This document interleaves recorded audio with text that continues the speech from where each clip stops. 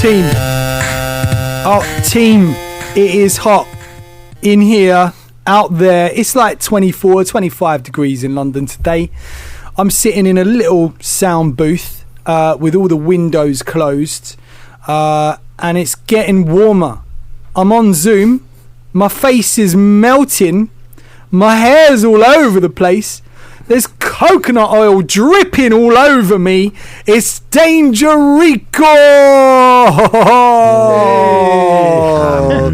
It's worth noting that Colin is also the most enclosed in his booth, and also I think out of the three of us wearing, it looks like the most clothes. Yeah, I think I am. So yeah, fair enough. I mean, I don't know why I'm wearing this big trench coat and this woolly hat. It's weird, like. I heard you say it's getting hot in here, and I've already preemptively begun taking off all my clothes. I assumed that's where you were. Anything time you do that, I assume you're starting a song, and I just go with it. Yeah. I was thinking of doing another one actually. I was just going to break out the Banjo Lady, but it's not for today, is it? Danger Recall. We're talking about episode 41, the Apes of Wrath, this week. And yeah, I'm going to be your host, Colin Hubbard. I'm dripping in coconut oil because that's what I do. And with me, obviously you've heard their voices, but we've got Dan. How you doing, Dan? Hello, everyone. Oh, hello, everyone. Welcome to the Danger Club podcast. I thought you were going to say there.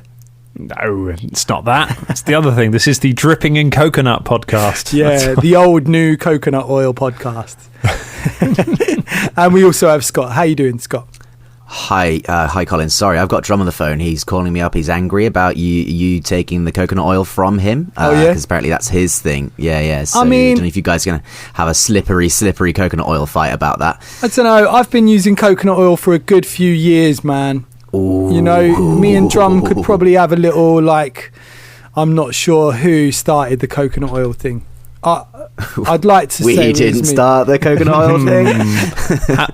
How is getting all of the talc off of your house after our record the other week going? Jeez Louise. there were cat footprints all over the place. I was going to say, your cat's just white now, right? Yeah, right. There were cat footprints all over the place. There was talc everywhere. Yeah. My partner came in and went, "What's going on? What's all this about?" I was like, "Yeah, I know. It's good, isn't it?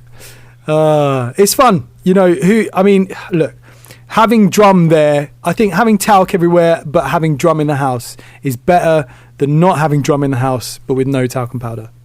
You know what I mean?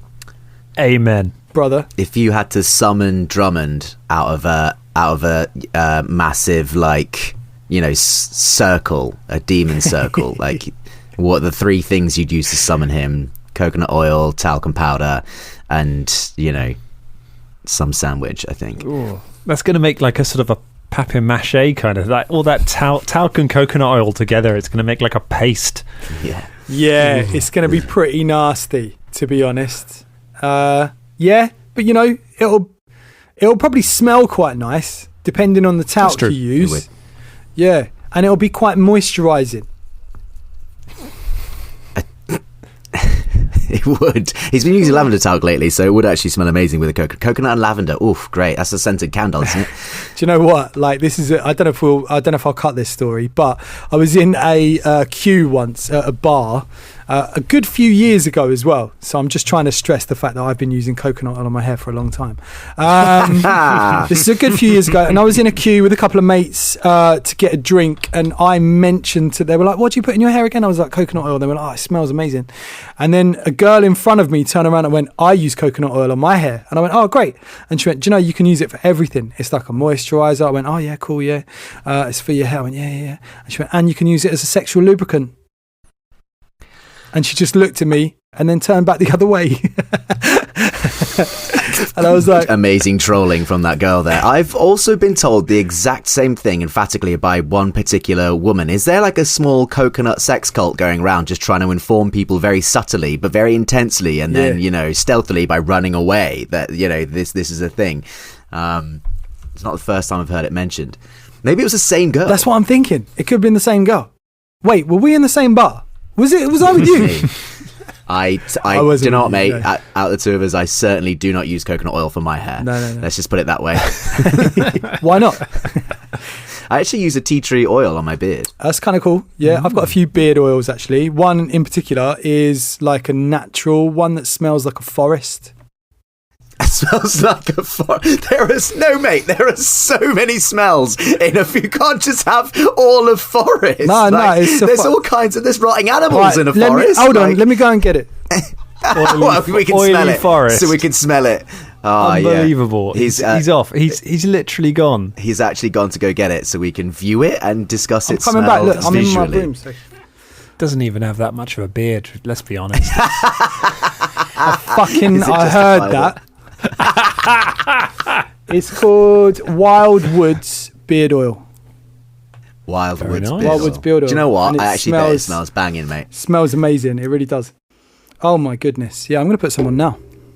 Don't get high on your own beard oil while we're recording. Three descriptive words about the smell, Colin. Go on. Three words. I'm feeling pine. Woods. Smells like a forest. Pinewoods Forest. My face. Squirrels. That shit. It smells like spiders. Oh, what do they smell like? So not only am I now dripping in coconut oil from my hair, but I'm dripping beard oil now as well. So I'm just a melting oil mess. Yeah. Unbelievable. This is brilliant. Yeah, it's good radio as well, isn't it? Like me running off and getting content. something. But talking of you preparing, Colin, we do reference another a parallel club who could have been prepared. We reference in this episode that we are being the cautionary club. We're no longer being the danger club. We're taking everything easy club. Yeah. As we've now started to treat the dungeon with a bit of respect and going around corners very carefully and trying to look for traps and being a bit more being less Fulton and being a bit more Velda. That does actually change halfway through this episode. We start being way more like Fulton and less like Velda because we oscillate wildly up and down. Yeah. But have you guys ever thought about like a rival team to the Danger Club called the Cautionary Club? And what if they'd taken all their levels and really prepared their characters and like really gone to town on all their feats and really thought everything out meticulously, they just happened to be a bit boring. Like that would be a good rival for us, I think. They're like level 20 by now because they've just been the Cautionary like Club. A SWAT team. Maybe we should do like a one shot where we play versions of ourselves, but they were really cautionary. All that planning we'd do for one game. Yeah, we'll just do the whole thing just for one game. It'd be great. If that's what it takes to make James learn his spells, then I'm on board with that. James never going to learn his spells, No, I know. Go on. I'm trying to remember. That's next week. I'm talking about Drum's spellbook. Don't worry about it. We're going to get to that. Yeah, we'll get. We got to music. That. Do you want to know a fact about this show to make you excited before you introduce the music for? Yeah, all right, go on then. One very short fact. This episode has the highest body count of any episode so far in the Danger Club. And we're gonna find out. It's the Magic Monkeys, isn't it? No, I'm just sorry. Sorry to interrupt you, Colin. I've got an issue with that because aren't half this episode's body counts made up of hands? Body counts? Body nice is try, perhaps Dan. stretching it. How many hands do you need to make a body? 7, 8, And honestly, the skeletons are lacking body as well. So body is the worst word to hands describe and this. monkeys that don't exist. Yeah, and never should have done. Spider climbs that shouldn't have got us anywhere. We should not even be in this level of the fucking ottery. We shouldn't have been able to get up there, you know what I mean, in the first place. Yeah, we got Sorko Soundscapes, Chan Walrus and Ross Bludgeon, and we've leveled up. We have leveled up, baby. And it's amazing. Yeah. And we talk about all the little things that we've got. M can't get caught flat-footed. What did Carragor have? He had a couple of things, didn't he? Cool, Slayer, a different edition and many levels Yeah. of it. A sneak attack. I said it in this episode. I got sneak attack. Sneak there attack, we go. which is so good. Sneak attack is just brilliant, isn't it? Let's be honest about it. It is the best. It is the best completely situational tool in D&D and Pathfinder. If it goes well, it's always amazing, and if you can't use it, it sucks. But that's like with anything that's situational. Cue every rogue or semi-rogue for years afterwards saying, "Can I sneak? Does it detect me? Can I sneak? DM. Can I sneak? I'm sneaking. Does it detect me?" Because that is entirely how your damage output. Thankfully, the Slayer is not dependent on it. I quite like the Slayer from Pathfinder 1. I like the build. It wasn't totally dependent on a sneak attack. It was just another one of the tools that were available to a Slayer, which is why I quite like the Slayer. It felt like it had a variety. Slayer gets sort of mid to high levels. Slayer gets one of the coolest but most like immersion breaking abilities in the game, which is called Blood Reader, where They make a check. If they pass it, the GM tells them how many hit points the creature has left. Yeah. Nice. That's so It's just- good. It's so useful, but it's so annoying when you're trying to build. I can imagine now if I was trying to build drama and everything, and then having to be like, it's got 2 hit points left. Yeah. Yeah. There is the feat very similar in D&D, and I think I know about it. And I think in my head I'm already house ruling it out of my campaign. I was like, there's no way we're going to describe it, people. Like, we're going to describe it. Not coming down to numbers. If you get the feat, I will accurately describe it to you with words. I'm not going to tell you the numbers. I'm a big fan of Blooded from, I think it's from 4th edition, which is it's a way of describing a creature that is under half hit points. And I'm like, that's nice. There you go. You tell them when it's blooded, and that gives them an idea they're making progress. That's kind of cool. Yeah, Yeah, that's nice. There is a line of thought that says, it's similar to the bloodied stuff, where it says the creature or the players don't actually get a physical hit on them until they've hit half hit points. Everything that happens up until half hit points is just their luck or the tension of the battle running out. So you can say you take 20 hit points, it doesn't take you down to half health. Then when it takes down to half health, you say, okay, now the arrow gouges a chunk out of your arm, etc. Which is, interesting. It might dull hit points to some people, but interesting way of doing it. I sing a parody of "Kiss from a Rose" by Seal, and that is. Do you know what soundtrack that's from? The Batman, not Returns. Batman. It's the one with Robin. It's oh god, no, I don't know. I think it's one of the Keaton ones. I think it might be. I think it might even be it's not the first Batman. Maybe. No, you've got me doubting whether it's Forever or not. I'm going Batman Returns. I think it's Forever. Batman Forever. It is definitely Batman because Forever. Yeah. That was the one that had like 3 theme songs. It had that one. It had U2's "Kiss Me, Hold Kill Me, Kiss Me, Thrill Me, Kill Me. Yeah, tune. Which is actually quite a good one. Even though I hate U2, I actually quite like that song. Yeah. It had another song as well, I'm pretty sure. But yeah, it's such an odd choice, that "Kiss from a Rose" for a Batman film. I mean, I think it worked great because it was so camp. But it's an odd choice. It's a fucking good song. It's such a really weird film, isn't it? Because it's a film that has so much going for it in individual parts, and yet still manages to be Batman Forever at the end of it. It's not the worst film as well. It's still quite enjoyable. It's just nowhere near as good as the Michael Keaton films, and the fact that you've got your man directing those as well. But it's a really good soundtrack, actually. The soundtrack is crazy. You've got that U2 song. You've got a song by PJ Harvey. You've got a song by Brandy, old R&B star. You've got a song, obviously, "Kiss from a Rose" by Seal. You've got a song by Massive Attack and Tracy Thorn. What? Yeah, and it's a cover of a Marvelettes song called "The Hunter Gets Captured by the Game." You've got an Eddie Redder song. You've got Mazzy Star on there. You've got Offspring. Doing a cover of a Damned song.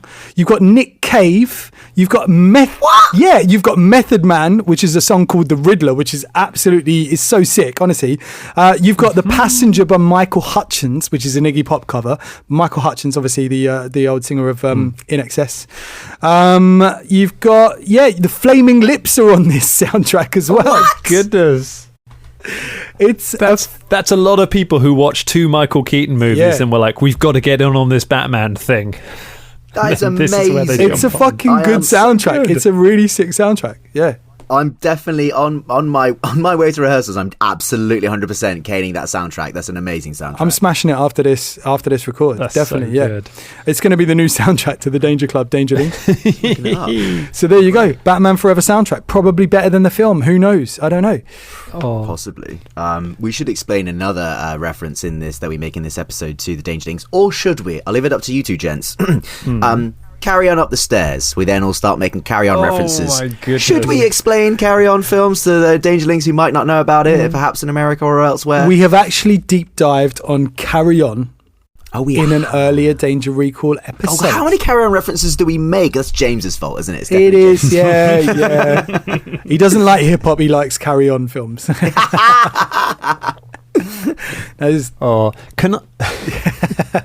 I tell you? Let me tell you where you start this game in the Ossuary. I'm going to put up maps at some point and I'll tell you. And at the end of this episode, I'll tell you where you finished it. Okay. Because you might like to know that this episode you start standing over the body of Aemma de Valence. Not de Valence. Aemma Valence. Oh no, He's an actual historical figure, Aymer de Valence. Ignore that; he's from medieval times. He had a Aymer de famous Bois. Australian daughter, didn't he? Who went on to do pop songs. Yeah. Called Holly. No, it's he's from the court of Edward I, Aymer de Valence. But there you go. History knowledge. No, so after you defeat the zombie and Zola runs off, you are standing in a corridor. That corridor teleports off. It teleports off, of course. Looking at a seal, singing songs about seal. Where you are standing, that door that you're looking at, that is the northern door in the riddle room. You're on the other side of it. So if you had, when you're deciding whether to go left, right, or straight on, if you'd gone straight on, this is where you would have ended up. You end up going left and going a massive circuit route round, and you've come back basically to the start of the dungeon at this point. So I'm really glad you didn't waste a chime trying to open it. You'd literally be back at square one. That. And then do you reckon would have been livid, Cole? Do you reckon would have been absolutely furious? I don't know if maybe that would have been a relief to like get some kind of bearing, but also it might have been deeply demoralizing. I mean, I think it would have been frustrating. It would have been so Danger Club to do that, to just go back to the start and go, oh, right, okay, great. But we only had 2 chimes left after this. Yeah, or 3 chimes. So we didn't have many left. So it would have been like, oh, we might have to just go home. We might have to just leave after being there for a few days. Like, not even that, 1 day or something. Yeah. I was hoping you would run out. I was trying to think of like ways of like artificially getting rid of one of your chimes when you had one left, and they were all too forced, and in the end I didn't want to do it. But I was like, I kind of wanted you to run out so that you would have to find the way that Zola found in and like climb up the cliff. I thought that'd be such a cool image. But it was one of those, we've talked about it before, of like times that you kind of you railroad the action a bit because you know you're going to take it somewhere cool, and I was like, it's too forced to try and get to a thing. So I just couldn't do it. Could we have essentially still be in the ossuary if we can't find the way out? Could the Danger Club just still be down there, Dan? What, like 100 episodes later? 140 still... episodes in. Yeah. Yeah, we just changed the voting, so it's like you can vote for any module, but it has to be set underground. Or we just pivot to playing like a like Emerald Spire Super Dungeon, and it's just the Danger Club going deeper and deeper underground. We would eventually have hit the if we kept going deeper, we would have eventually have hit the still place. Yeah. And we would have needed to have leveled up all the way to level 18 to survive that, I imagine.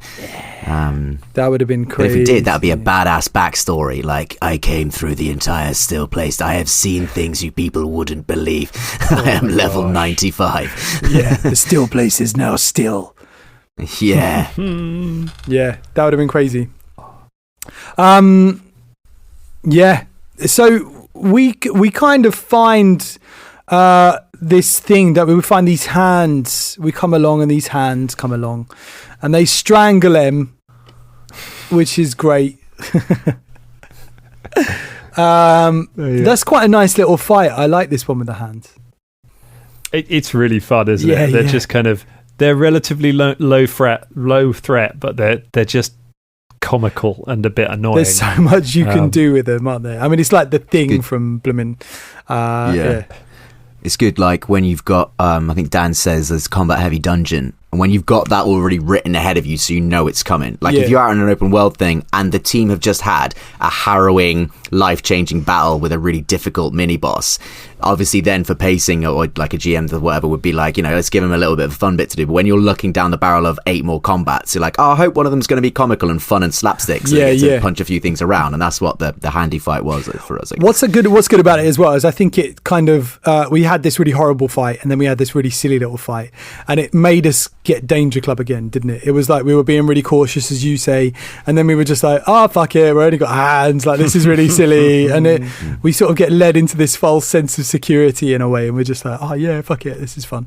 And then obviously we get there's a reference to someone says, give the man a hand. What's that from? Do we know? What's it from? I was going to say The Mask, but it's not, is it? It's not The Mask. No, it's from RoboCop.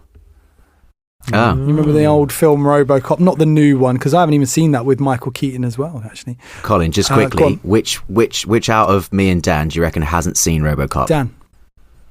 You're wrong. I haven't seen RoboCop. Wait, Dan, have you seen RoboCop? No, you're also right. All right, Dangerlings, it's just you and me. All right, so Mate, I've seen films with cops. I've seen films with robots. As far as I'm concerned, I've done it right. I've seen Robot Wars. I've seen Brooklyn Nine-Nine. What more is there? It's a decent film. It's a decent film, RoboCop. If you want to check it out, it's one of the better 80s films.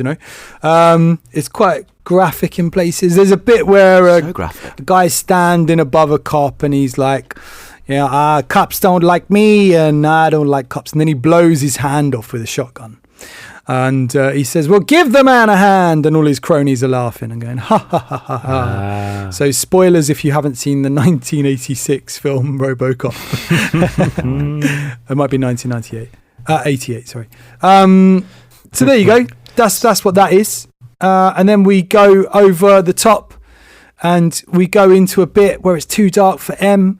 You got some stairs. So all those bodies, about? Yeah. that was they were left over. They're Sphilanus, so the drow you will meet in a few episodes' time, who's doing all these experiments, who's making the alchemical zombies. Yeah. They're his first experiments with it that all went wrong, and he's just chucked them down this garbage chute, basically, and they've just dropped into the level below. So if you'd climbed up that shaft, you could have basically gotten to the boss. You could have skipped 2 episodes worth of walking. It would have been very hard, but that's another way of getting through the dungeon. If you have a way of kind of levitating or getting up there, you could get up to the fight with Esme, basically. But instead, you carry on up the stairs, into the very dark corridor with this. I really like that image of the arrows just whistling out of the darkness towards you. Yeah, the way they're just flying past our heads and hitting the wall and stuff behind us, that's really good. I love that. And then, of course, we've got this lovely moment with Velda casting, Gusting Fear? Gusting Sphere. Sorry, yeah. Gusting Fear. What have I written here on my notes? It's brilliant. I love this bit when we're all running up and our hair's blowing in the wind and we're all getting a bit because you're worth it, aren't we? Yeah. There was that bit, I think, because this is a prelude to the monkeys, right? Yeah, and then the monkeys come along. It is. It's just chaos, isn't it? So we do like Spears Morgan, a very orderly, like logical fight, and then we do like carry on up the stairs and stuff, and then we get to a bit of open space. It's a few hours, and everyone just goes, monkeys win. Like just fucking mad. And all of these stories that you keep making up about the monkeys, Dan, are so funny. Like I'd forgotten so many of the monkey scenes. It's such an amazing spell, and there is a description. I can't remember what it is, but there's a description somewhere in the spell that just says something like, the monkeys bear you no loyalty. And it's basically like it creates these chaotic monkeys, but then they just do whatever they want within it. It's great. It's just... What was the Romeo and Juliet one? Because you did like... That was when Velda missed with an attack. Yeah. So Velda misses with an attack, hits one of the monkeys with his beam, and it's a disrupt undead beam, so it doesn't hurt the monkey, but the monkey thinks it's died, falls over, and its lover comes over, sees it dead, buys some poison from a local apothecary, drinks it, dies. The other one wakes up, stabs itself to death, and then the other one comes back and is like... Oh, yeah, I want to bring back Sad Monkey. Monkey's great. Sad Monkey's such a good character just for comical effect. Yeah, it's so good. I mean, you have, Philippe and Philip now, don't you? We've got Philip. Sorry, yeah. So maybe Philip could be the Sad Monkey. Without too much of a spoiler, there is a revisit of this particular spell later on in the Danger Club's career, isn't there? Which is just as zany. Oh my God, we've been waiting for that for so long. Yeah. So because I was heartbroken when we looked up because it did so much damage. I was just like, this doesn't feel right. Right. What's going on with these levels? Let's look at Drum's spells. And Drum had made the perfectly reasonable mistake where he'd been like, I'm 3rd level, so I can cast 3rd level spells, which makes sense and is a thing which having 20 levels and only 9 levels of spells is something that's like I don't know. That feels that's a very easy mistake to make early on. So it was sort of fine, but it meant we had to take this spell away from him, and it would be like you're not going to get it for another couple of levels. And then we switched to 2E, and it didn't exist in 2E, and it's only like in the last few months that they brought it, that it came out in one of the books. And finally I was just like as soon as it was announced, like there was a leak of just like the name of the spell in the list of spells that was going out, and I was going nuts just with joy about the fact we got to have the monkeys back in the show. She's like messaging Drum straight away, just going, oh my god, you can do it, you can do it. The monkeys are back. That thing about the levels and spell levels, Dan, I think you're absolutely right. This is D&D and Pathfinder. Like, you just why didn't you just change the name? Just change one of the names of those categories, because new players do this all the time. Reasonably so, obviously. New players do this all the time. I see it happen all the time. I've got a motion. Just change the spell levels instead of numerically. Do it like by the Greek alphabet. So you've got alpha level spells, beta level spells, kappa level spells, gamma. Yeah, it might force people to learn a few extra words by the time you get to like 9 or something, but it would be categorically different in your mind. To the numbers, which can be confusing, it can be a bit annoying. It is. That's my motion to do that. I like that. I'm going to start a Kickstarter about that. It is quite confusing, and relatively, I know that I keep saying this, but I'm a relative, especially at this point, I'm a novice compared to you lot, and I'd only been playing for like a couple of years, whereas you lot had been playing for 5, 10, whatever, and that. I remember thinking, well, that's a bit weird. Why can't I do that? Yeah, that's a bit strange. So yeah, and Dan, do you find that hard as a DM, and Scott actually, do you find that hard as a DM trying to explain that to people? Does that get boring or? No, not at all, because they're completely reasonable mistakes to make, and especially when you're.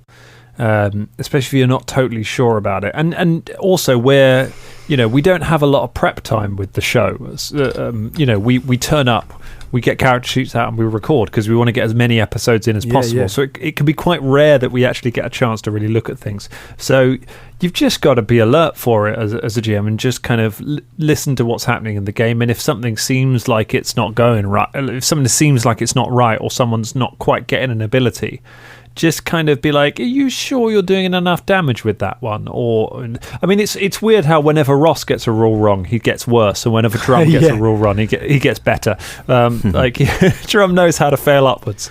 All right, a different conversation. Conversation, a different question, but along the same vein. Is this been a thing in the Pathfinder D&D world for quite a long time, where people find umbrage within the two things being called level and being numerical?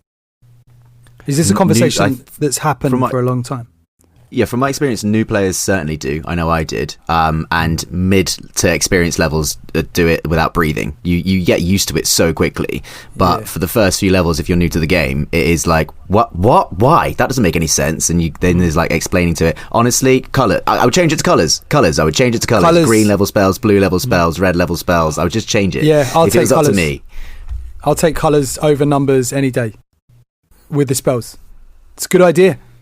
So if you're listening, Pathfinder, to our patron theme show about our show, then, have a little think. We're not saying do it, but, it's a suggestion for 3E when that becomes a thing in 20 years or something. Yeah, cool. And that's it. We end the episode, don't we? When we find a thing, we find someone. Do you want to know the total kill? The total kill count for that episode?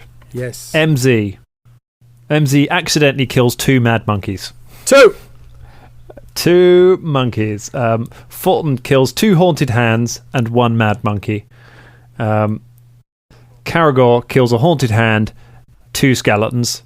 And Shania, 3 skeletons, meaning that Shania moves ahead of Velda in the total number of kills. Right, okay. Velda is now running in last place. What's the justifiable homicide tracker at? We are now on. So in last place, Velda. Well, I mean, last place technically Philippe. Yeah, but, sure. Velda with 3, Shania with 4, MZ in third place with 10, Karagor with 13, and Fulton with 15. albeit some of Fulton's slightly disputed. Yeah. Interesting. So it is right. getting tight at the top Interesting. here. Interesting. And the tweeters Yeah. list has gone up by 1. So we need to update those. I think the tweeters, I can't believe we're at episode 40. And we've only got about 5 actual tweet us. I'm sure that we say tweet us someone quite a lot. But at the moment we're only on like 5. Yeah. It's pretty. We haven't really run into like over egging the joke yet, have we? Yeah, we get there. It's coming. Yeah, I think there's whole episodes where we're like, just tweet us.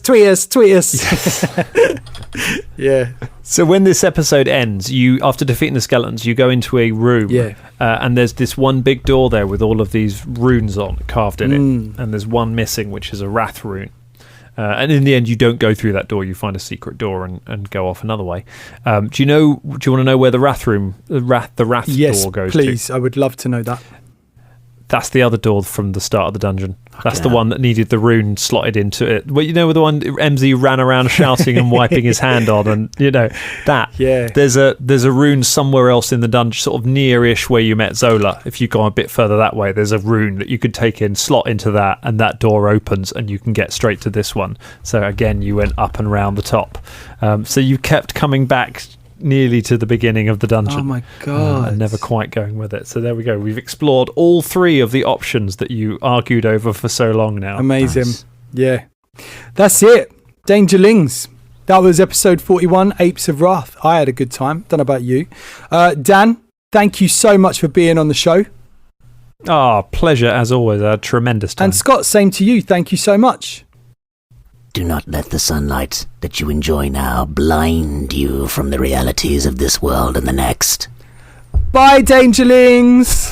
Waving. Waving. Bye. Waving. We're waving to you, Waving Dangerlings. on We're the waving audio to you. show. We're waving to you. Tweet us. Ha! Lovely.